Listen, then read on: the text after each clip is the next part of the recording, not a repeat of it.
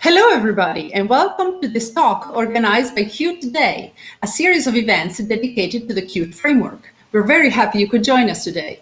Qt Day is organized by Develer, a company that develops hardware and software with industrial applications, with great focus on emerging and open source technologies. It is also the first company in Italy to receive Qt Specialist certification for its staff.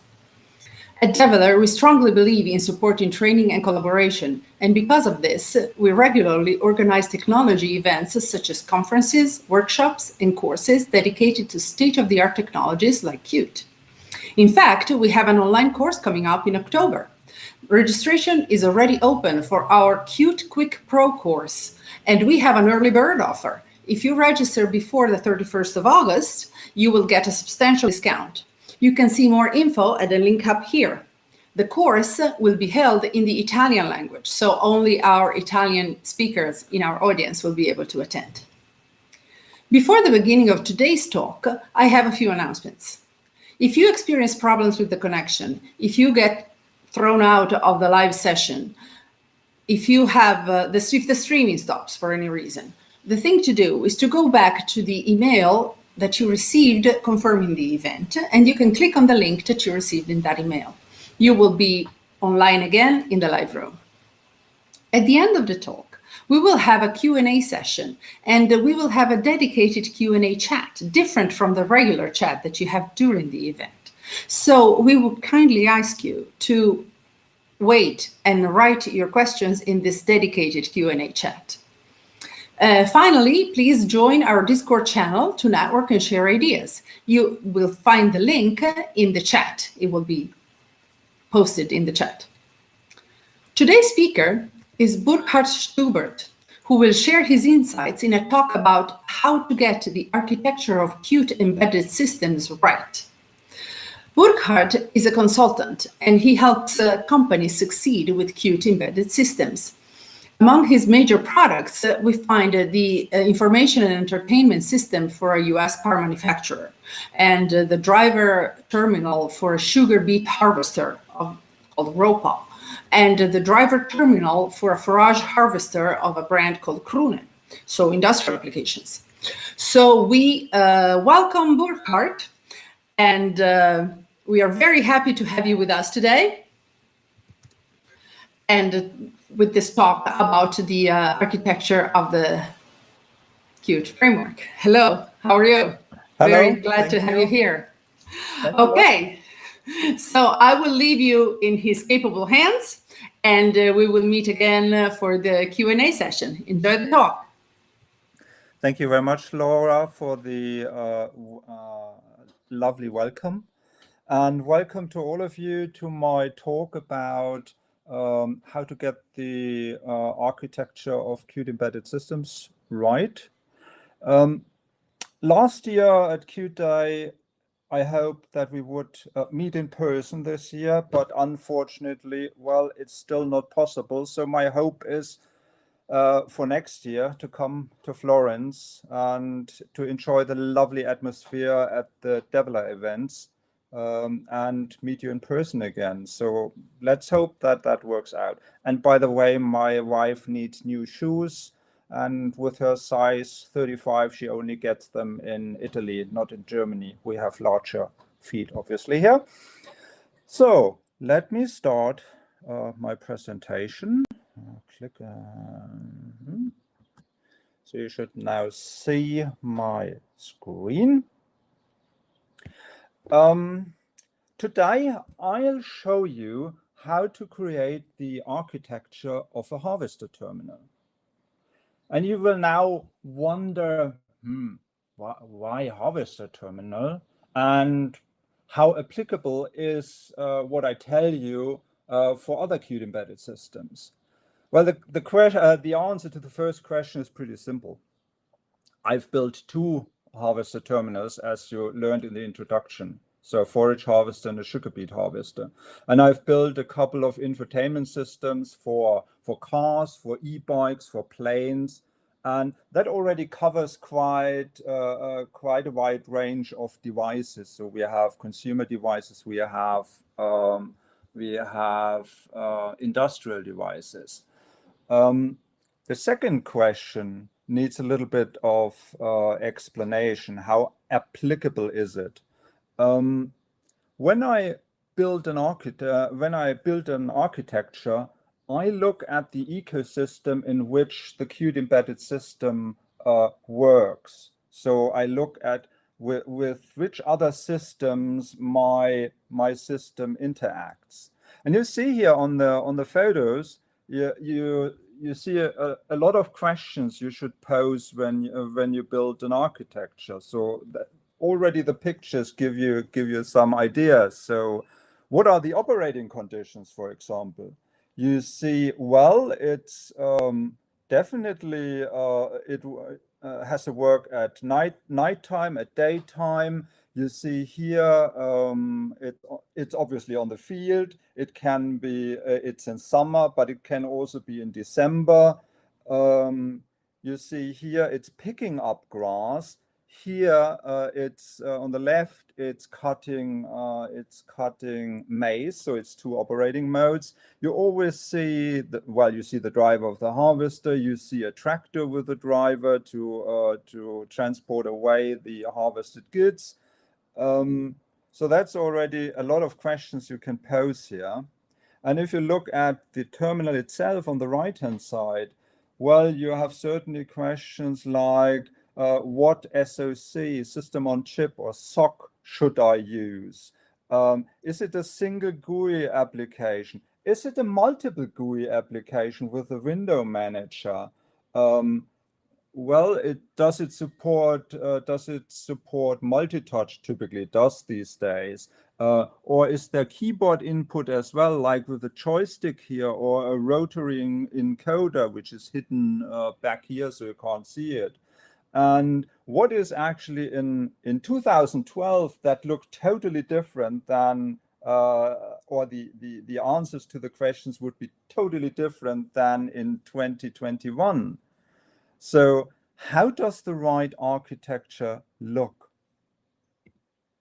So I've been throwing around things like right architecture and successful architecture, and you might be, hang on, I have to backpedal a little bit. I still have to answer the second question.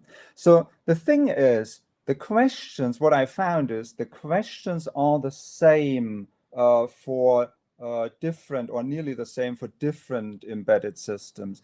The answers are the answers are different. The questions are nearly the same. The answers are different, and the priority of the answers are different. So that's why what I tell you here about harvester terminals is also pretty much applicable to other embedded systems. So now, I've thrown around terms like right and successful architecture in the original title and in my new title. And what you see here on this slide is basically my learning process over the last 25 years. So yeah, that's how old I am actually. I started with, well, probably with the famous big ball of mud architecture or spaghetti architecture. And then I learned a little bit about design patterns, so model view controller, and or publisher, subscriber, and I started adding these things to the architecture of my systems. Some of the ideas were good, some were totally bad. So I slowly developed a feeling for good architectures. Say a three-layer architecture, so the model view and then a data consumer, a data producer. So by learning and by reading a lot, so I figured out what a good architecture might look like. And it's a technically sound architecture. So even a microservices architecture would be technically sound. Whether it's the right architecture for a Qt embedded system, I doubt. So it's probably far too complicated and it's a little bit off topic. So the right architecture must meet the stakeholder needs. And So that's why, well, microservice, that's more an enterprise or cloud architecture. So the right architecture could be, say, a 3-layer architecture. And actually, the 3-layer architecture served me pretty well. It might not have been the 100% perfect solution, but it always was a good solution. And I have some systems out there in the field for now nearly 20 years and some others for 10 years. So I would say these architectures were successful. So they delivered value. My customers didn't have to throw my stuff away and redo it, but they could extend it, adapt it, and work with it over 5 and 10 years, and some even for 15 years and longer. So a successful architecture must deliver value. So the customer or your employer invests a lot of money into the product, into the architecture, into your development efforts, and they want to get back some money. And that's the value they need. So a successful architecture may not be the perfect architecture in terms of being right, but it's an architecture with which your customer or employer can make money. So, and by now, I think it was somewhere in this year when, no, it was 1 or 2 years back when I learned about the hexagonal architecture or the ports and adapters architecture. And that's actually the architecture where I would say, yeah, that should be the de facto standard architecture. And I'll show you why. And it makes a lot of sense. So you can save a lot of time now, and you do not have to go through my process, through my learning process, but you may want to start with the ports and adapters architecture or hexagonal architecture, and use that as your starting point, adapt it, extend it as needed. And you'll see why it's probably a good starting point.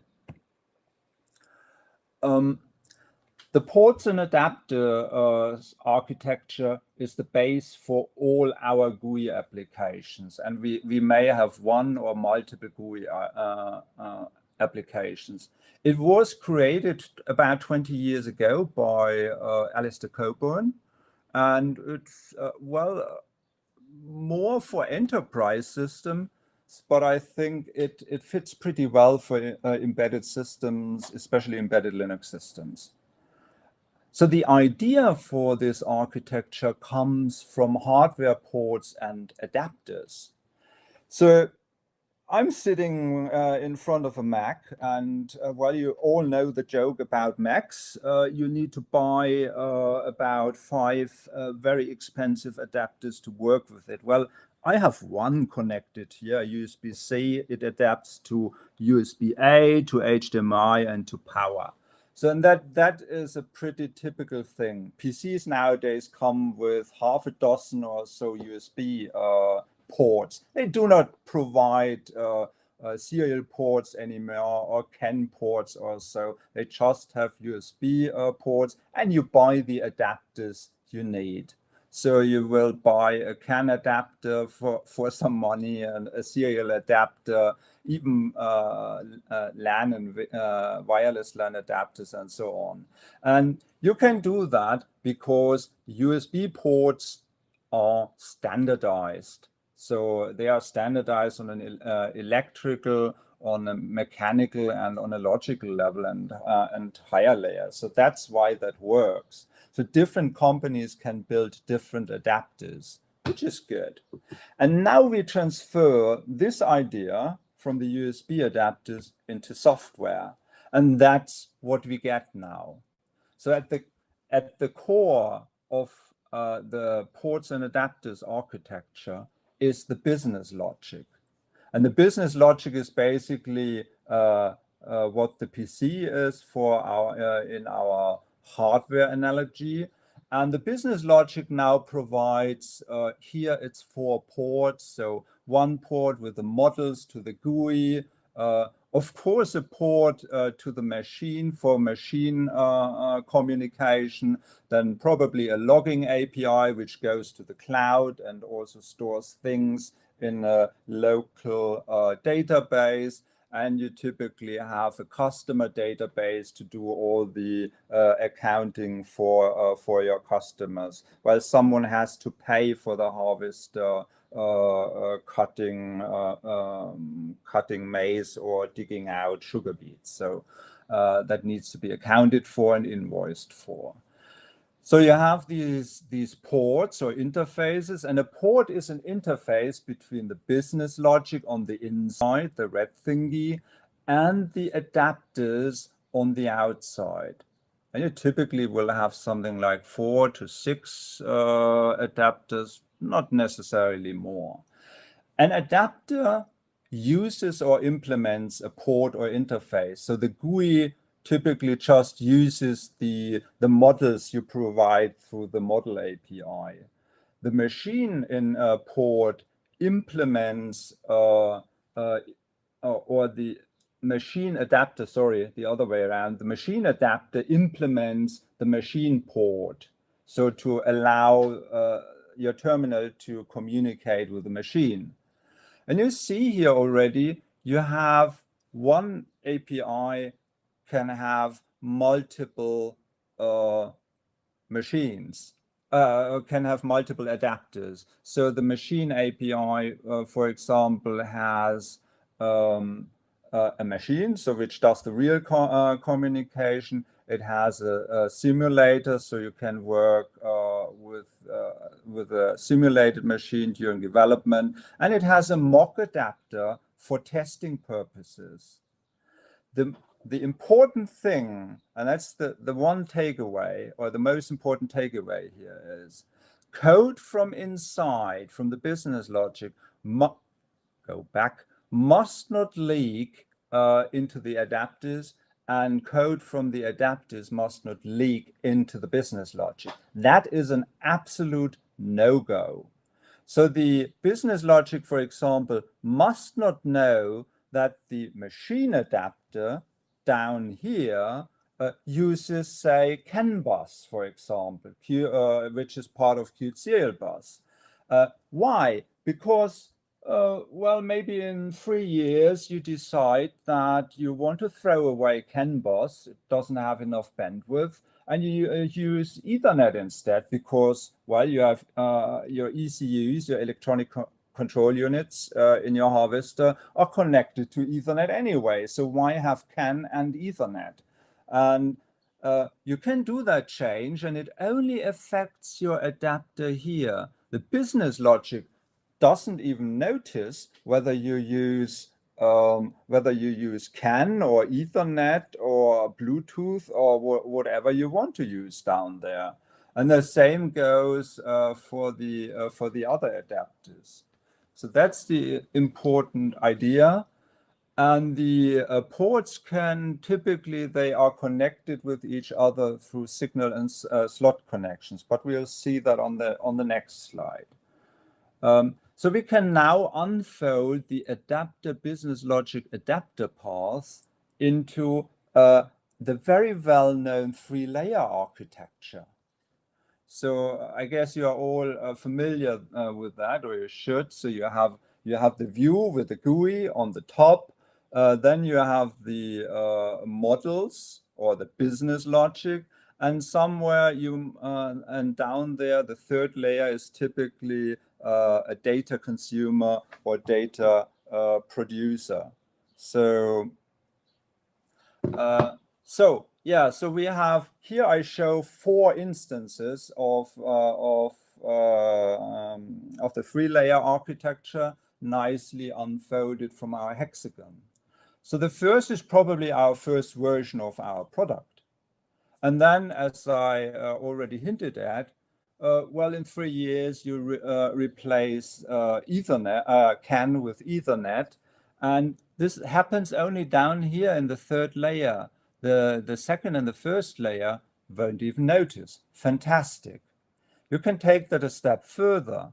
During development, you will use a simulator.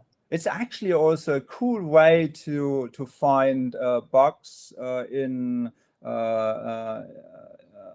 in reality. So you record a can trace on your harvester and then you replay it through the simulator.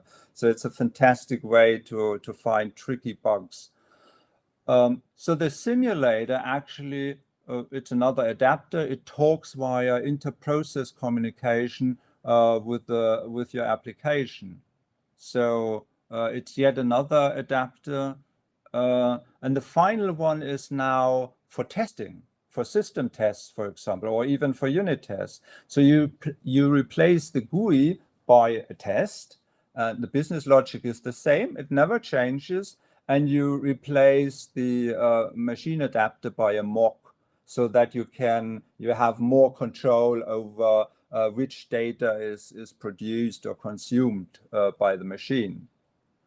So the nice thing is, or the advantages are pretty much the same as with hardware adapters. Different people and teams can work on different parts in parallel. And what should be clear by the explanations by now is you have a very high modularity, testability, maintainability, and modifiability. And it's only the adapters, the implementations which change, the interfaces always stay the same. Okay, on a harvester, the terminal talks over CAN with the machine. So you actually have two different embedded systems. On a TV now, well, there is no machine, wouldn't fit in the TV, but you have the TV tuner would take the role of the machine. So your application talks to the TV tuner, say a satellite tuner, DVB-S tuner, over IPC. And the app and the machine are on the same embedded system. So although the TV doesn't have a machine, the mechanism for communication with the TV tuner is the same as on the harvester. So you can apply the lessons from the harvester again on the TV tuner. Good. So how does say the CAN adapter look like? So how does the structure in the CAN adapter look like? You see at the top, you see the business logic, then you have the machine API or port, then you have the CAN adapter, which uses Qt CAN bus, of course, to read from the real CAN buses. So we have two of them, or to write to the CAN buses.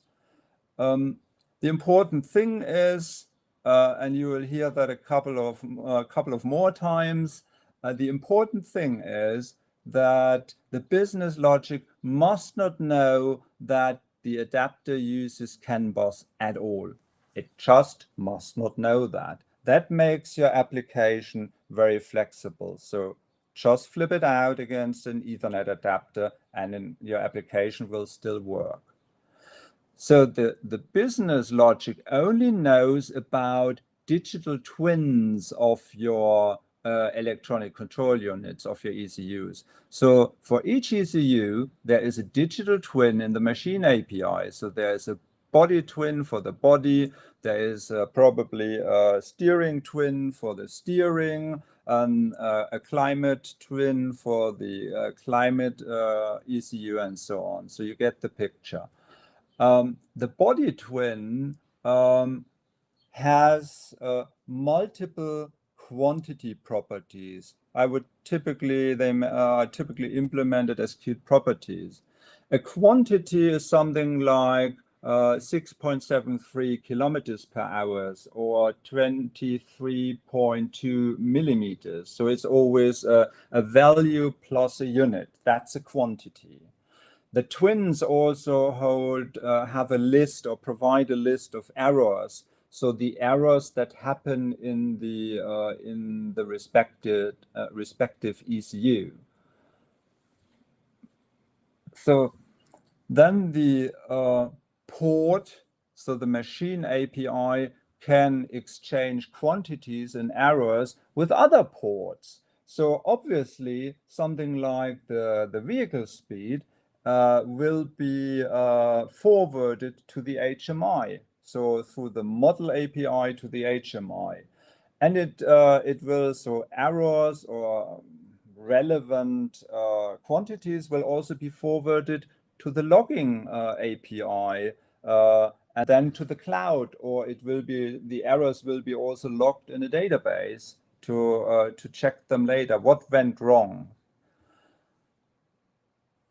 The adapter has a couple of responsibilities. So one, or the obvious one, is to decode and encode CAN bus frames.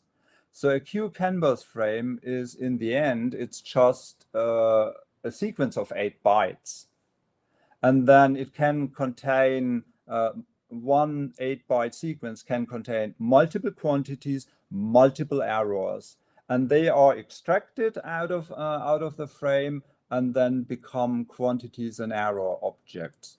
So you actually lift the very low or the 8-byte sequence is very low level, has a very low abstraction level, probably nearly as low as it can get. But on the machine API level, you work with quantity and error objects. So you have a much higher abstraction level. And this is actually a sign of a good interface. You need an interface must provide a good lifting of your abstraction level. So your abstraction level must be a lot higher. Another responsibility, and a pretty important one, is that the adapter must avoid GUI freezes and stuttering. The most important thing to achieve that is that the CAN processing must not be done in the main GUI thread. So just keep in mind that the terminal sees something like 1,200 CAN messages per second. So if they just flood into the GUI, the GUI will freeze and crash. So what you do is you do the CAN processing in extra threads. So you move that out of the main thread, and you have a processing thread for each CAN bus you have. So you have 2 here, and then you connect or you transport the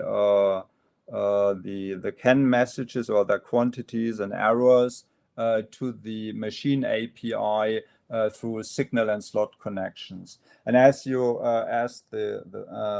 CAN processing is done in one thread and the machine API runs in the main GUI thread, you have asynchronous signal slot connections. So this is the situation if you do the CAN processing in the same process as the application runs. That is a good approach if you have a single GUI application. If you have multiple GUI applications, you move your CAN processing into a separate process. And that process doesn't do anything else but decoding, encoding CAN frames and creating quantities and errors out of that. It communicates with the multiple applications through inter-process communication, like queue remote objects or dbus, for example. So and now, your CAN processing and your applications run in different processes. You can take that even a step further and offload the CAN processing onto, say, a microcontroller on your SoC, on your SoC. So modern SoCs, like the IMX8, for example, they come with 4 application processors, so Cortex A53s, and they come with 1 Cortex M4. And why let the Cortex M4 sit there and twiddling its thumbs? So you can use it to do the CAN processing, and then it communicates with the applications through something called RPMSG, which is in the end just some shared memory between the microcontroller core and the microprocessor cores. So the lesson here, or what you should take from here, is it doesn't matter where the CAN adapters run. If they run in the same process, if they run in their own process, or if they run on their own microcontroller. The machine API will be always the same, no matter where CAN processing takes place. And yeah, so that's, I think, the umpteenth repetition of this, but it's important. It's why this architecture works. In the next section, we'll answer 2 questions. Does our system need a window manager? And which window manager is best suited for our system?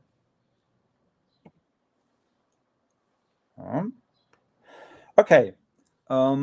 If you have a system with a single GUI application, you do not need a window manager, or what you need is a very simple, simplistic window manager. If your SOC does not have a GPU, you will resort to software rendering directly on the Linux frame buffer. So you have no graphics acceleration, you must use software rendering. So your CPU has to do the rendering. Most SOCs these days, especially the ones you would use in a harvester, in an application like that, they have a GPU and provide OpenGL acceleration. And then you use EGLFS. So this is a so-called Qt platform plugin, and it's the simplest one, maybe as simple as Linux frame buffer, but with graphics acceleration. So EGLFS renders a single Qt application on a single full screen window. Full stop. Single application, single window. You can't have multiple windows and switch between them. That doesn't work. These days, you can actually have, say, dialogues, which are top level or often top level windows, and these dialogues are then rendered into the first top level window, which is your single full screen window. So that works by now. 5 years ago, that wasn't possible, but even EGLFS develops nicely. So it's a little bit restricted, EGLFS, but it's still good enough for many Qt embedded systems. So actually, I've built most of my systems with just EGLFS.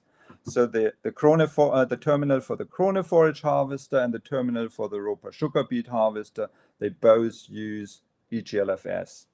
The first one has moved to Wayland by now, to a window manager. The second one will probably do that. So the writing is on the wall, but it's a perfectly good starting point for single application systems. So when should you use a window manager?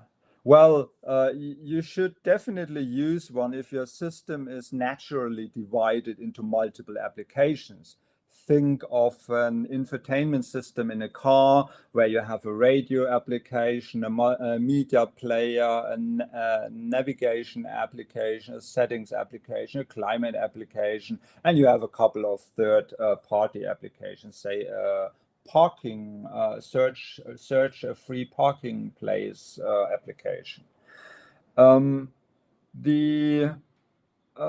Using multiple applications with window manager has also a good effect on reliability.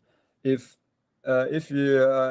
one application crashes, say a less important application crashes, it doesn't crash the complete system.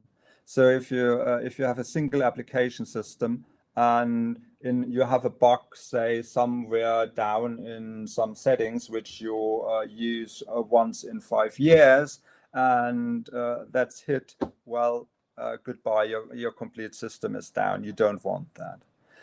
If you have multiple applications, you will typically have multiple teams or multiple people who take care of each application.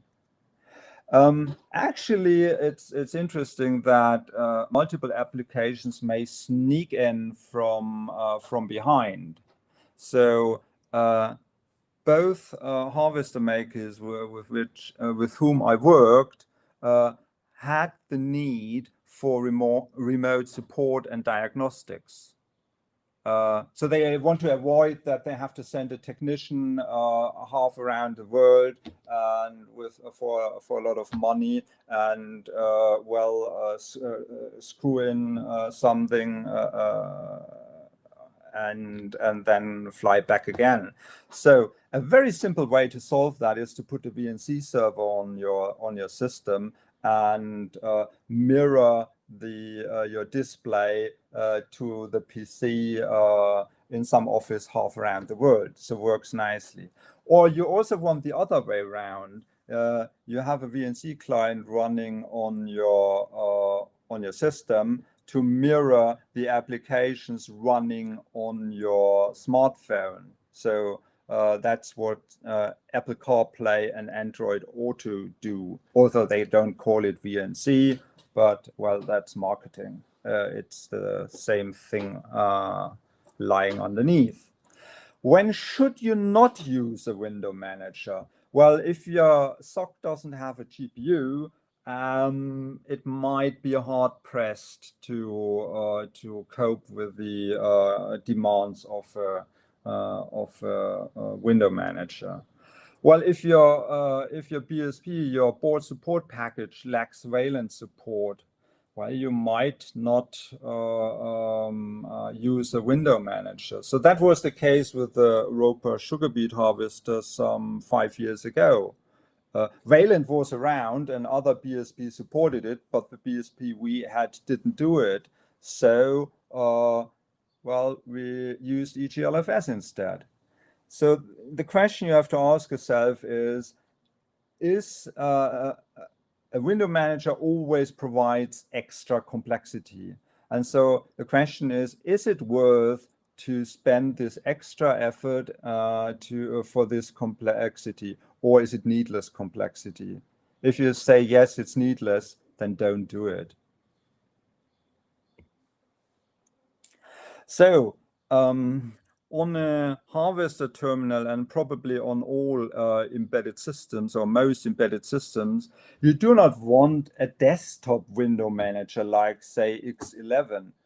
It places the windows wherever it sees fit, but it definitely doesn't place the window where you want it to be placed. So the typical requirements, say, for a harvester are, you want to see the main window all the time. So the main window contains the information, the relevant for harvesting. And the driver always needs to look to have that in at least in his left eye, if not in both eyes. So that's paramount. Sometimes the driver needs some extra information, so that when he clicks on one of the application buttons here, down here, and then say switches on the camera for the view of the turbine, which cleans the sugar beets, for example. It's still important, it's a split view. The main window is still visible, probably in an easier, simpler representation, because you have only half the space available, but it's still there, so the driver can still see the important information. Obviously, the window manager must be able to handle touch. It must also be able to handle hotkeys from like from a joystick or from a rotary encoder. So think BMW iDrive, something like that. The cars all have that, and it's actually with a rotary encoder, you do not have to look at a screen. You can do that blindly. Touch screens are distractive because you have to look where you touch. So I already discarded X11. Well, the problem is you can't, it's nearly impossible to place windows at the correct region of your screen. The best option here is a Wayland compositor. And you have two Wayland compositor options, or you have two options here. You can use the QML Wayland compositor, and that gives you the full power of a QML program. You can animate the windows. Now it's the windows of the applications like you are used to from QML. You can play graphical effects. So you could place your windows on your windows on the different sides of a cube, for example, and then rotate the cube. So some nice 3D animations. That's all possible with the QML Wayland compositor. So it's fully customizable. You have the full control what to do. The licensing is a bit problematic. In Qt or Qt 5.14 actually dropped LGPL licensing. So you have to find a workaround. You can work with the Wayland compositor from 5.13, which is under LGPL still, or do some other workarounds. The other option is Western. Western is a default Wayland compositor, and many BSPs actually build Western and start Qt application when you power on your board. So I've just seen that on the last two boards I've been working on. It's not as fully customizable as the Wayland compositor, but it's freely configurable, so you can tell Western where to place a window. It's under MIT license, so you can basically do with it whatever you want. And you have, for example, an example implementation with the Geneva Layer Manager, which is a window manager for infotainment systems in cars. The choice of the operating system is simple. Use Linux. What else? So, okay, joking aside, let me be a bit more diligent and tell you why. Linux, if your embedded system has an operating system, then Linux is the most used operating system for these systems. It doesn't have any license fees. The BSPs, so the board support packages, are always available for embedded Linux. You have many free high-quality tools like compiler, a debugger, static analysis tools, Qt Curator, all of the Qt tools, the Qt libraries, for example, and a lot more. So you don't have to pay a lot of money to get these tools.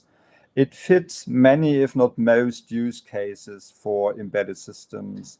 And it's known by many developers. So most of us have probably at least dabbled around with some desktop Linux. Maybe you are like me, so I've been developing all my professional life on Linux. So I don't even know what Windows is.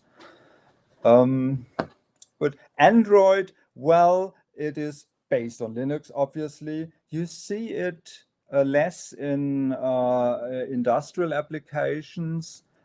You see it growing in consumer products like TVs, set-top boxes, even cars, infotainment systems in cars. Volvo, for example, uses Android by now.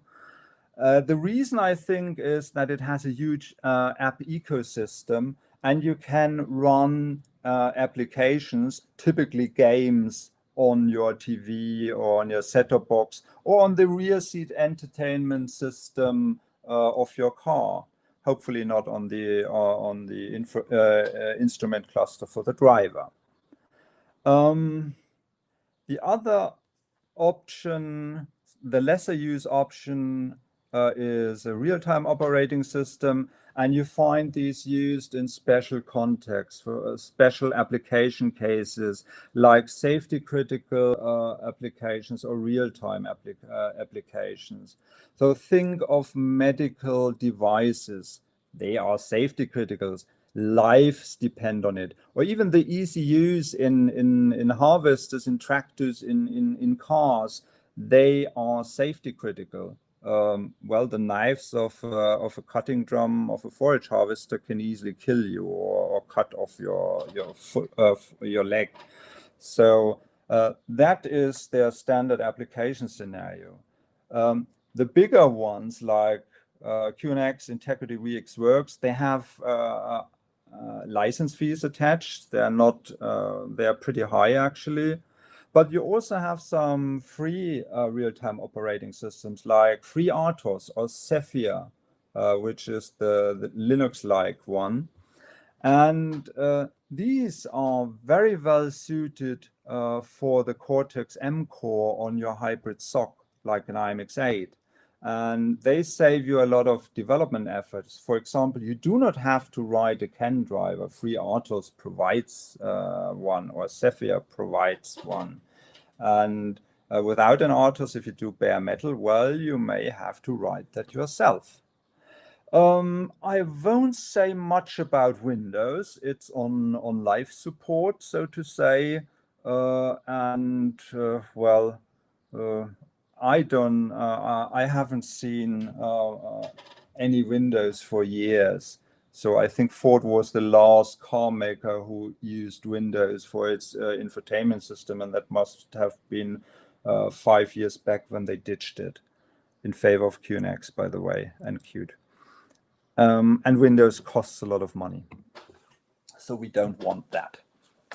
So should you use custom desktop or containerized Linux?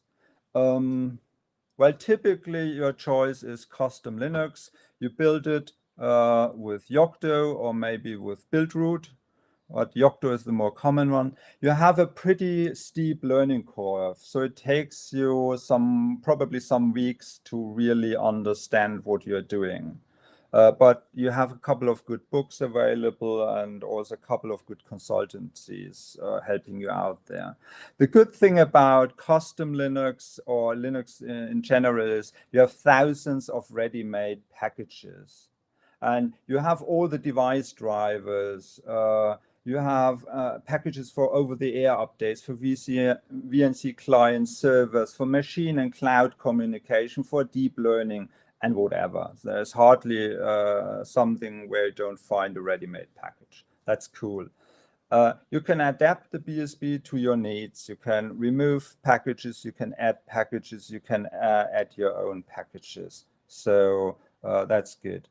Desktop Linux, well, it just has a bad user experience. It's the problem with X11, for example. You have to customize, you have to cripple a window manager, and you won't be able to do that. It's pretty reluctant.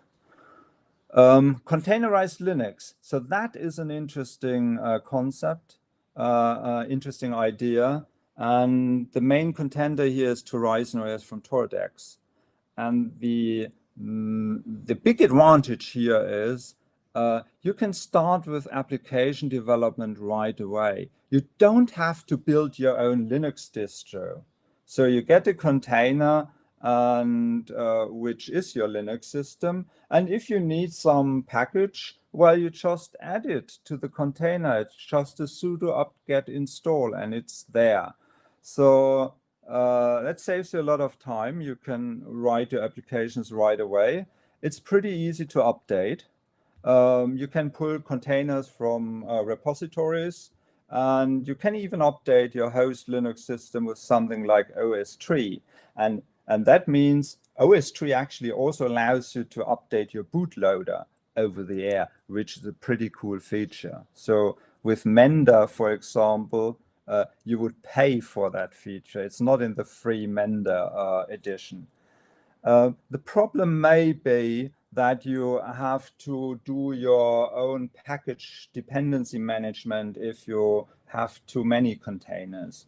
If you have, say, something like less than 5 containers for some application and services, you're probably fine. Especially if you have a single application system, then you should really look into Horizon. It may be a good idea, and it saves you a lot of time.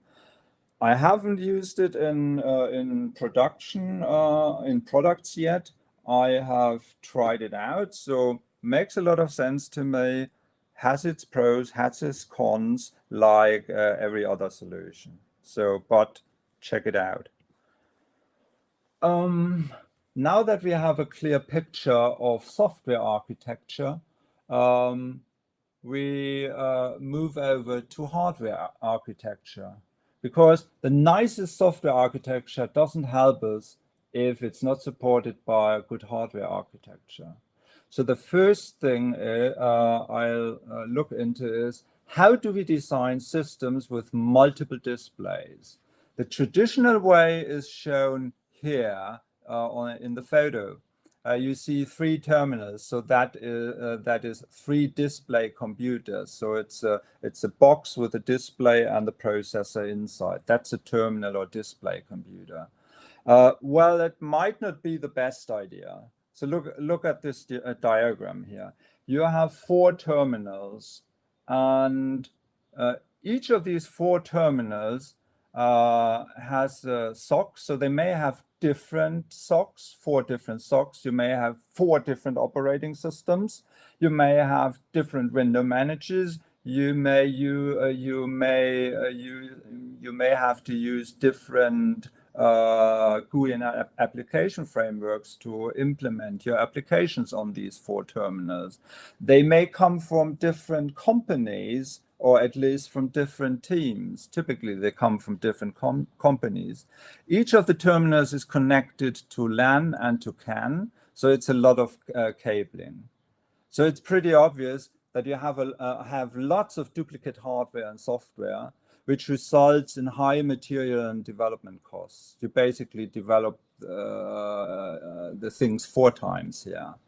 The advantage is you do not need to do any PCB modifications, which you need to do in the other approach. So my favorite approach, or how I would build a terminal these days, is shown here. So I have one system with 4 displays connected. So the system is something like, it's often called a box PC or so, and it's connected with multiple displays. So you turn we have just turned the 4 terminals into 4 apps. So we have turned hardware into software, which is a lot cheaper. Software is easier to change, easier to update, and so on. So that is a huge advantage. Then obviously you have a single SOC, a single operating system, a single window manager, and you use the same GUI and application framework, hopefully Qt, for development. It's connected to one LAN and one CAN, and that's important. So you can take the idea of merging a lot of hardware into one system. You can take that a lot further. And a car, for example, typically sports something like 80 ECUs. A Tesla only sports 12 ECUs. So they have moved most of the ECUs into their, what I call a super ECU. That is this single system.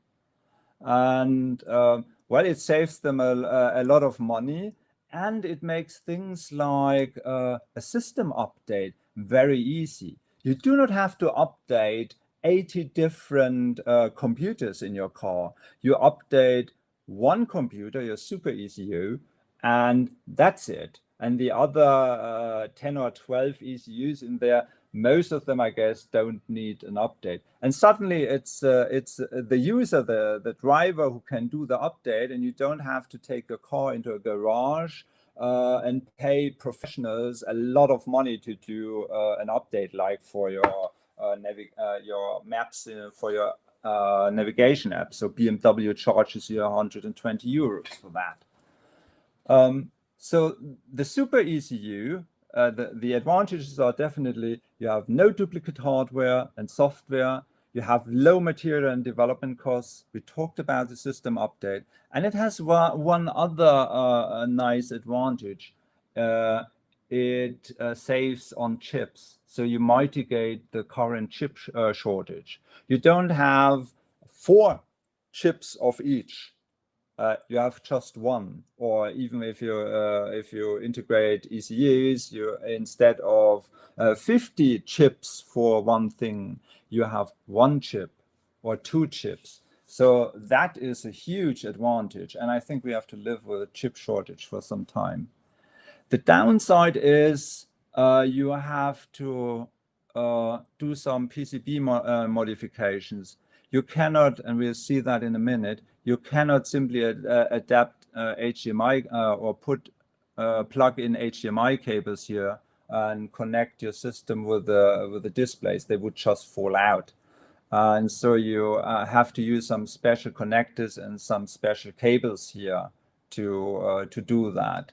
So that is the little downside you have. But that may go away soon. I think in 3 to 5 years, that's just standard. Operating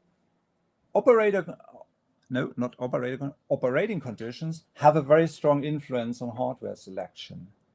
So just look at that. So electronics work only in a specific temperature range. For harvesters, it's -40 to +85 degrees. They must work in the summer, and some must also work, say, in winter to pick up the sugar beets and load them on a truck. That happens in December or January. That may be in Siberia, and then you have really cold temperatures. Light. You do not want to have this catastrophe here. So this is actually the rear view video, and the evening sun was shining directly on the display. Well, I didn't see much when I wanted to back out of a parking spot. I saw a reflection of my wife on the passenger seat. So, but that's not what you want. Your display needs to have high contrast, high brightness, and obviously some anti-reflection measures. Dust and water. Your terminal must be protected against ingress of dust and water. So what you need here is typically an ingress protection rating of at least 53. The 5 means it's dust protected. The 3 means it withstands water spills. So it will withstand the inevitable coffee and Coke spill. That's it. You can take that further. So you can take that to 69. So when it's really dust tight and airtight and watertight, but then you will run into thermal problems because the processor will overheat. So you always have trade-offs. One operating condition which is often overlooked is vibration. You are sitting on a 1,000 horsepower harvester, and you're racing over a field, so it's off-road, obviously. So what the standard Ethernet or serial connectors, so RJ45 and D-sub9 connectors, they would just fall out after a couple of days. That's how much vibration you have. So what you use are M12 connectors. That's the green cable here, which you screw tight into the connector, or you use Deutsch connectors, which you plug into the socket here, and then they snap in. And if you try to pull them out, it will be a painful for your fingers. So they are extremely hard to pull out or unscrew again. Now we come to the finale grande. So what we wanted to do, or one important purpose of our system architecture is the selection of a SoC, of a system on chip. And how do we do that? So what we do is typically or what I did here is I list the most important requirements for SoC selection. And I actually show these for 2016, what was fashionable there and what I would use in 2021. The black requirements are would give you a run-of-the-mill, rock-solid but boring ECU or super ECU.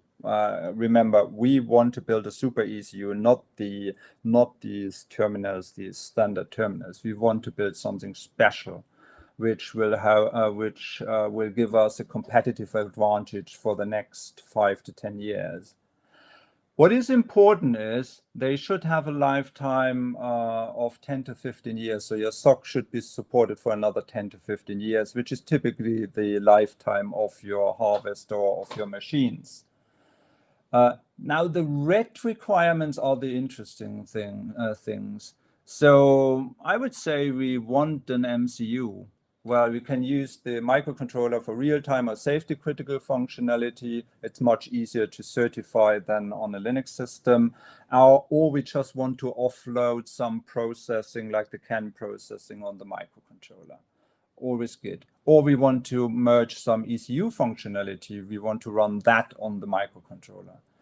We want the SoC to be able to drive at least 2 external displays, if not even 4.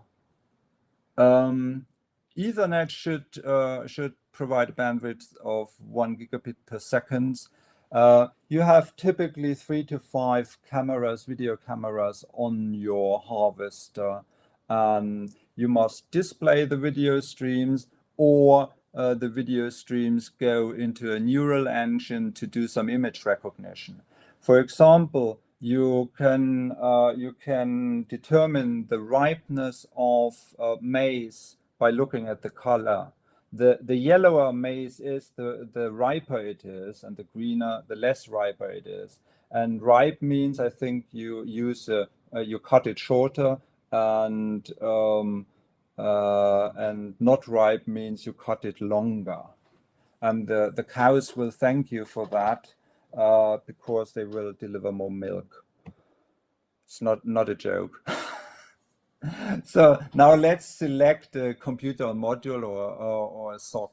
You see in the upper table on the horizontal axis, you see the requirements again. And on the vertical axis, you see some modules here from Toradex.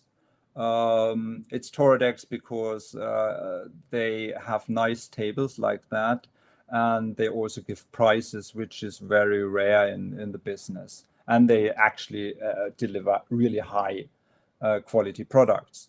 So the first 2 modules here are or represent the past, what has been used in the past. The IMX 7 is, well, it doesn't even have a GPU. You will find it in some low-end terminals. Maybe a good choice for them, but it's rare. You find them rarely. The IMX 6 is so far at the moment still the bread and butter SoC. And you see, yeah, it satisfies our requirements pretty nicely. No Wi-Fi or Bluetooth. You could modify your PCB and connect a Wi-Fi and Bluetooth module via UART, and then you also have Wi-Fi and Bluetooth. So you could turn that into yes. The lifetime is a bit short, just 7 years left. It's still a good SoC. Then come the SoCs which I would think are good for our super ECU, for what we have in mind. You have the IMX 8 Max, which is here the absolutely top-end SoC. And you see that, so 6 application processors, 2 GPUs, one doubles up as a neural engine. It drives 4 displays. So that sounds very much like what we want. It has 9 years left of life, so that might be a bit short. The IMX8 Mini, well, it has one drawback. It only drives 1 display and it doesn't have a neural engine. Might be a good choice. The IMX8M Plus, that is again, that's a perfect choice. So that fulfills all our requirements. So that could be the one we choose. Yeah. So now it's high time to look at the prices, at the costs, and we look at 500 units, and we see, well, the max is pretty expensive with 230 something euros. The plus clocks in at 130. And so now you will start thinking, okay, do I really need the super compute power of the max? Or am I happy with what the Plus delivers?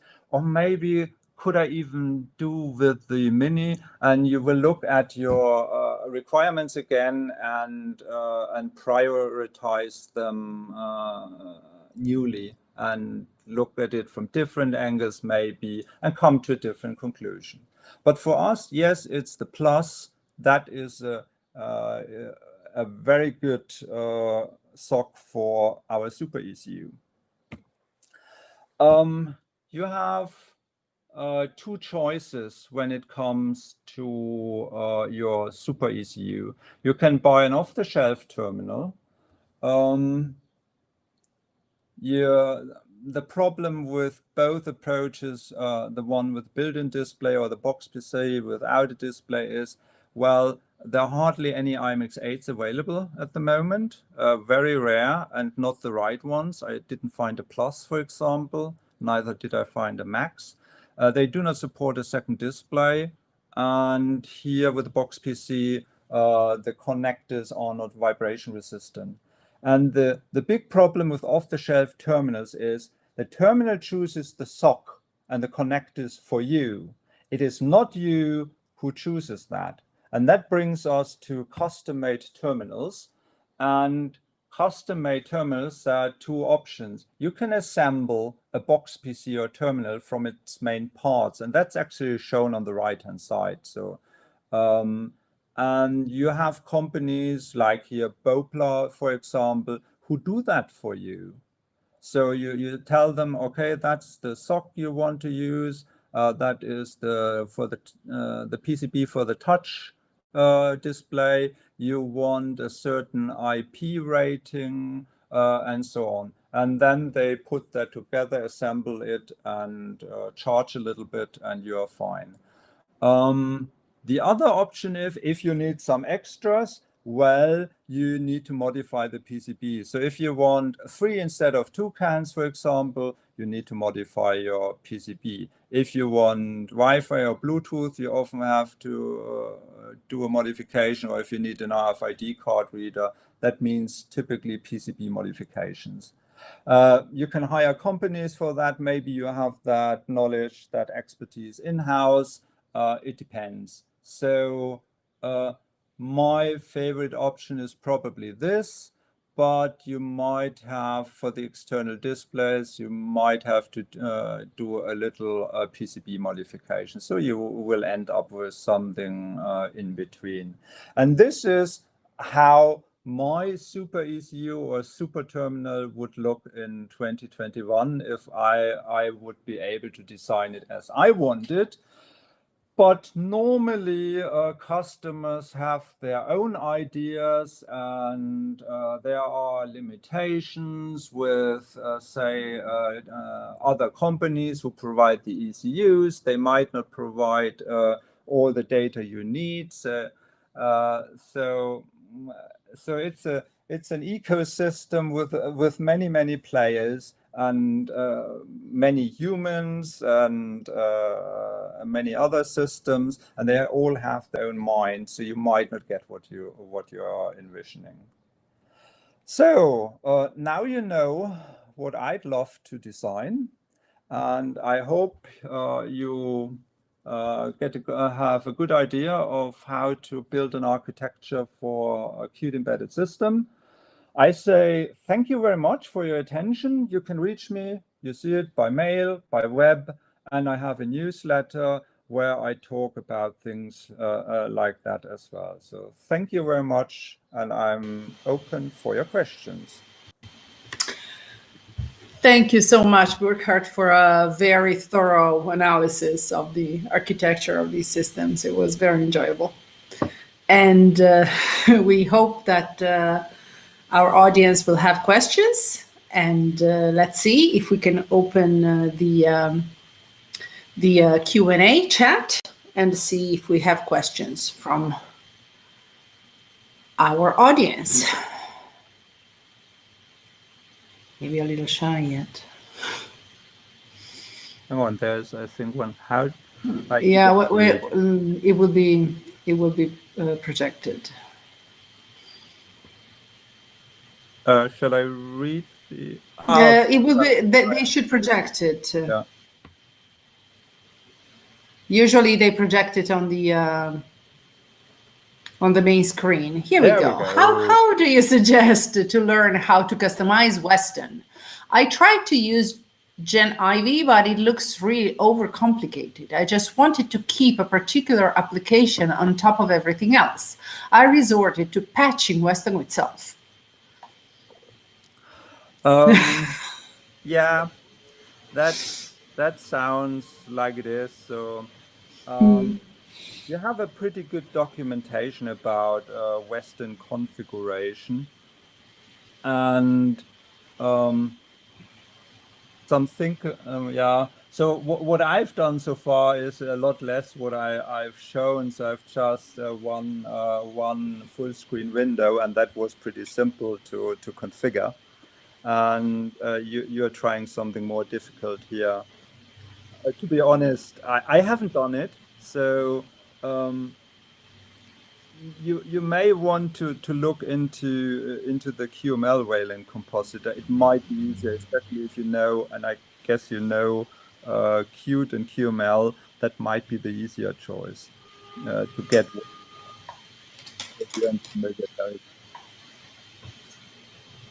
Or you find a customer, a car maker or so, who gives you the time to do that. So sorry, I can't give you a solution here right away. I would have to try it out myself. Yeah, that's an honest answer. Well, it's as it is. I've seen demos from the Geneva Layer Manager, and yeah, looks like what I presented there, that you could do that, but I don't really know how to do that. Okay. I'm probably will try out these things. So eat my own dog food. So I'm talking here and how you can do it, and now I need to try out some things. So good. Okay, let's see if we have another question. Which market and technology trends shape the architecture at the moment? Yeah, we have mentioned we have mentioned one market trend. It's actually a negative trend here: chip shortage. So you must be very aware of the chip shortage. That means, for example, I was on a project earlier this year, and we had to buy the SOX, the IMX8M minis, in January already. So Toradex had to buy them or order them from NXP in January, and you couldn't wait any longer. And my customer waited for some other chips, for some microcontrollers. They waited until end of April, and then they had problems to find enough of them, and they paid a much higher price. With technology trends, it's probably, you will see a lot of inferencing on deep neural networks. So you'll see image recognition. So I mentioned the example with the detecting the ripeness The color. of maize, the color of maize directly. That would be a classical image recognition problem. There are companies, so Class, another harvester maker, has started that for grain, so for wheat, for example, and figure out okay, whether they have to clean it more or less, so whether there are some dirt particles in there and how many. So they can do that with image recognition. So there's a lot going on there. And so you have to take care that you can do things like that, say, in 5 years. So the bigger companies have started that.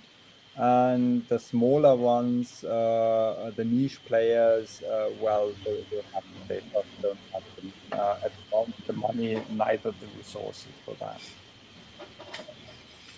Okay. Yeah. Okay. No, Let's go ahead. do it. It looks like we have another question. Good. Modern systems tend to be more and more distributed between the embedded device and edge cloud environment. How does Qt support such type of distributed architecture where applications may potentially live across different environments? Aha, that's from my friend Roberto. Ah, Wind River or ex-Wind River. I don't know whether you are still there, Roberto. Good to meet you again.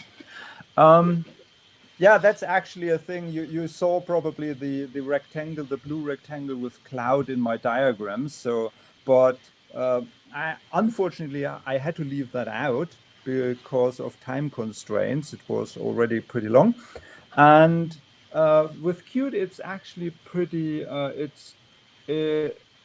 It's well supported. So you have for example, the Qt MQTT module, and you also and you can send, say, machine data. You pack it into a MQTT packet and send it to the cloud, say to an AWS or Azure cloud, and they all understand MQTT. You just have to define your messages, what your message means, what the bytes mean in the message, but then you can just use these two Qt packages, this Qt package, and send MQTT packets there. So it's basically a client which sends data to a server. And the MQTT package is actually under a marketplace license. So for, I think, $130 per year per product. So that's pretty affordable by now. Or if you want to use, say, co-op, same story. There's a Qt co-op module under the Qt marketplace license, and you could use that as well. That's the other option. Or you can use web services. You have the Qt web service module, if that's your thing, or the Qt WebSocket module. You could use that. You could just use a HTTP. So that is all possible. And you typically have from the hardware side, you need an LTE modem on your terminal, which you typically have on a harvester these days. And or you can use the user's smartphone for the cloud connection. So then you move the costs from yourself to the user. That's also done.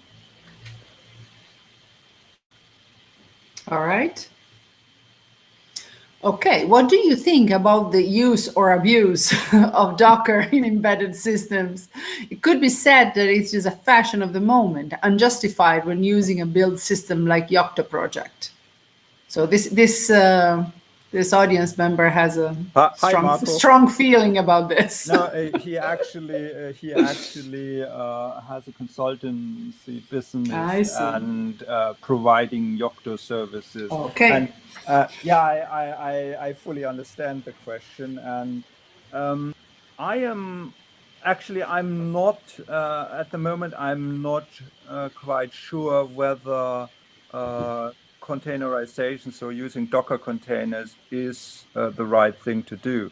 So I would love to do a product with that.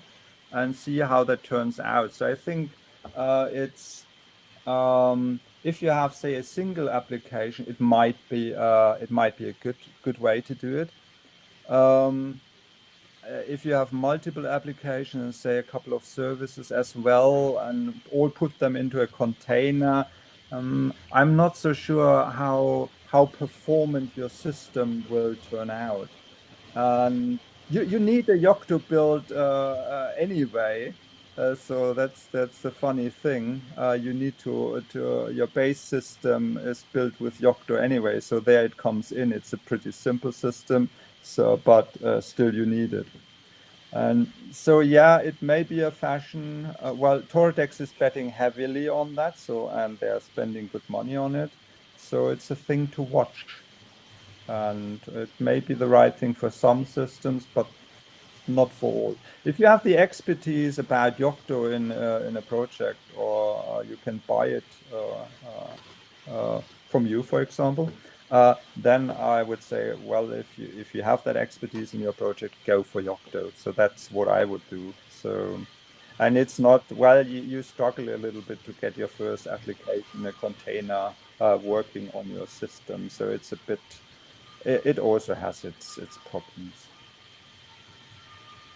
I hope I answered your question, and we'll see whether it's abuse or good use in the next 2-3 years, I think. Good. Next question. All right. Do you have any hint on how to configure Weston for RDP VNC? Does it require BSP modification at Yocto level, or can the BSP be patched after build? Oh, I'll answer that question if you pay me. Fair enough. Fair enough. That's a deep technical. Do you have any hint? Yeah. Configure Weston for VNC. I know someone who could do that. You might. I guess you are from Italy. You might know the company Ispirata with Dario Freddi, and I know that he would be able to do that, or his company would be able to do that. They helped me to getting a VNC server working for a very old SOC where there was no VLAN. So yeah, it's. Does it require BSP modification at Yocto level? I don't know. You could also ask Marco Cavallini. He probably knows that. Sorry, that's too technical. So I would have to think about it. It's very technical. Yeah, we have a very demanding audience tonight. Yeah, that's I mentioned it earlier. So that's the things I will look at now that I. So it was for me. It was first thinking about the architecture. What do I need, and then I will look into these topics like configuring Weston and so on, and really try that out myself. And then you'll say a blog post probably somewhere. Somewhere. No, where is clear. All right. For us. Okay. What use cases have you encountered for RS-232 ports other than GNSS receivers? 4 seems very high from my experience. 0 for 95% of off-highway machines, 1 for the remaining 5%. Well, with harvesters, it's you are right. So probably. I had earlier this year, I built an operator terminal for medical cleaning robot, and so one UART was used for an RFID reader, so that people could authenticate with their tag. Another UART was used for hooking up a Bluetooth module, because the terminal communicated via Bluetooth with the robot in the next room.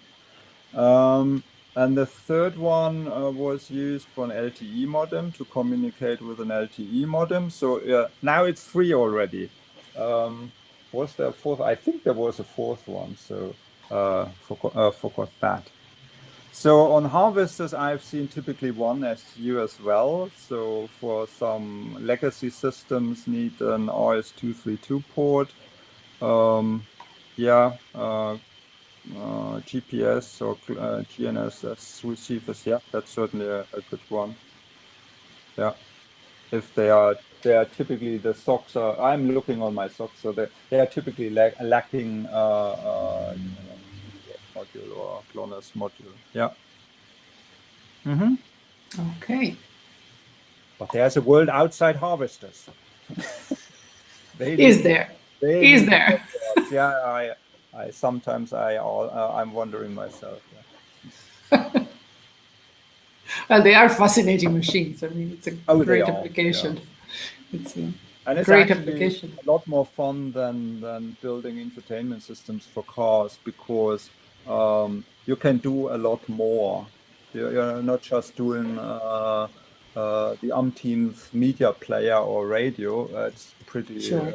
boring. But on a harvester, you can actually, you could, if you do it, you could ruin the engine. You have the power to tweak the parameters, to fine tune it, and so on. Not the normal user, but special users or developers. So Of course. some co-developers actually made the engine sound pretty broken. And the sweat was running. No, Yes. Oh no. it wasn't me. Yeah. So, yeah.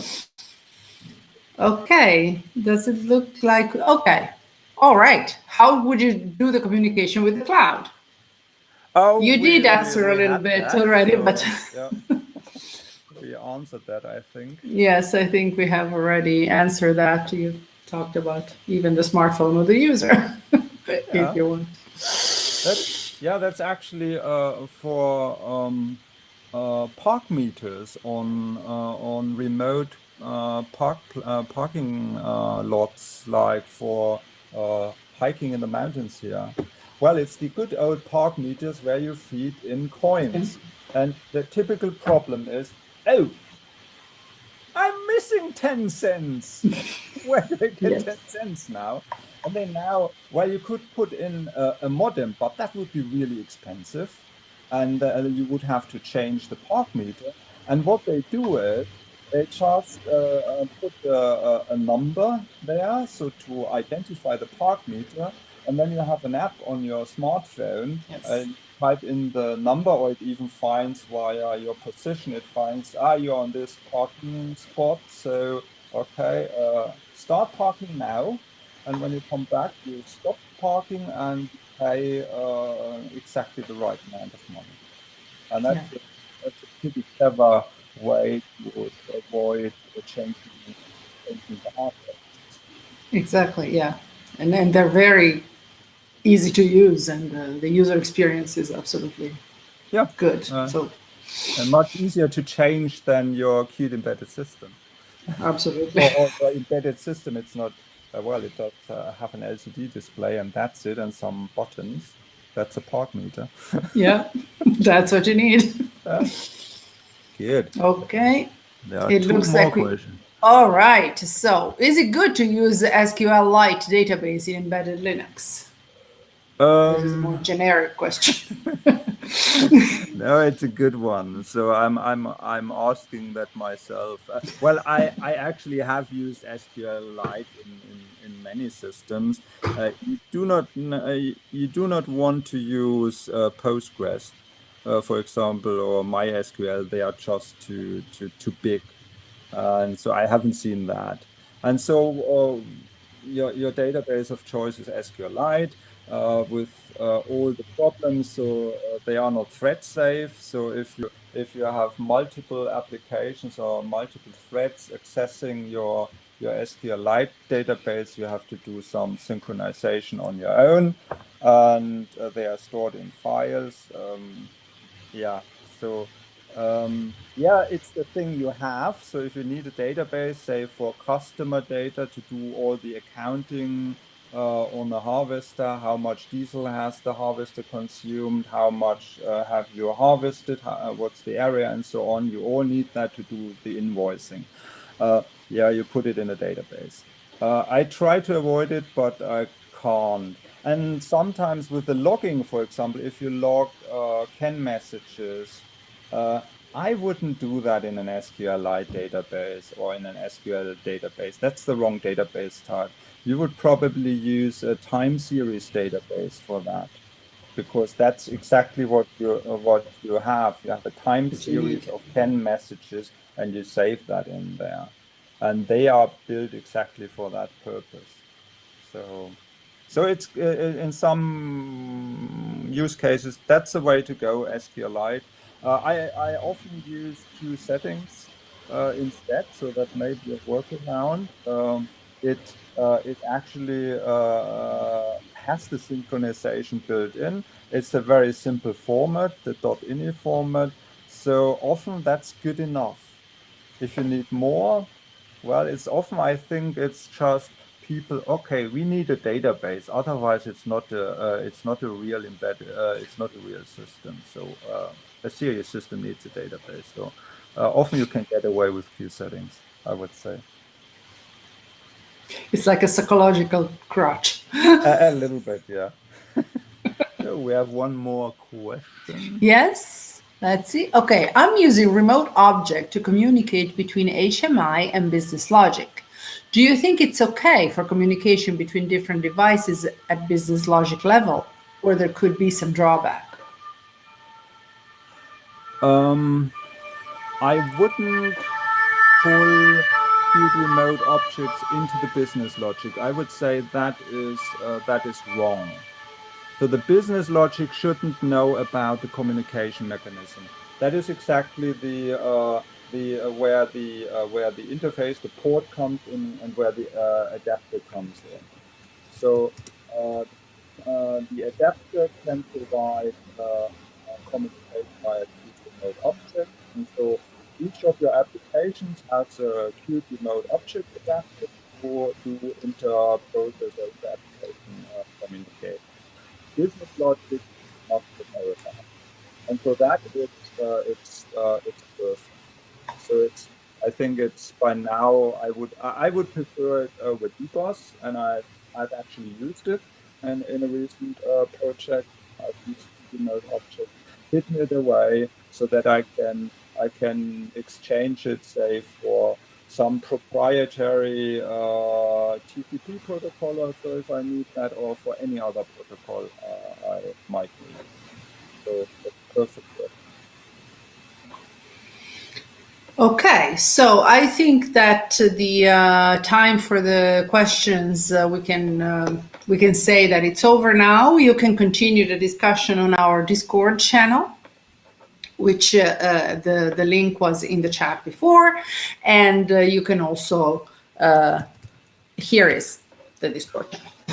Yeah. And I just want to remind you about the course that we will have in October, Qt Quick Pro, and that you can register for. If you register before the 31st of August, you will get an early bird special on it. So go and register, and the course will be in Italian language.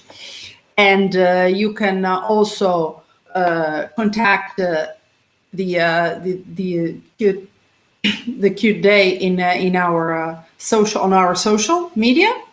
And we hope you enjoyed this last talk of Qt Day, and we will hope to see you in our course in October. We thank Burkhard again for the very interesting talk and for the lively Q&A session. And thank you a lot. So for the good questions and for the participation. And of course, I hope that Italy will win the Euro. Of course it will. Thank you. Thank you for your rooting for they Italy. by far the nicest football there, and so I hope. Thank you. We appreciate the a German rooting for us. Obviously, there's some Schadenfreude against the English in there. As no, well, so. why did no? I would have never thought that. They have to suffer. Okay. Have a nice day, everybody, and till next time. Bye bye. Thank you very much. Bye bye.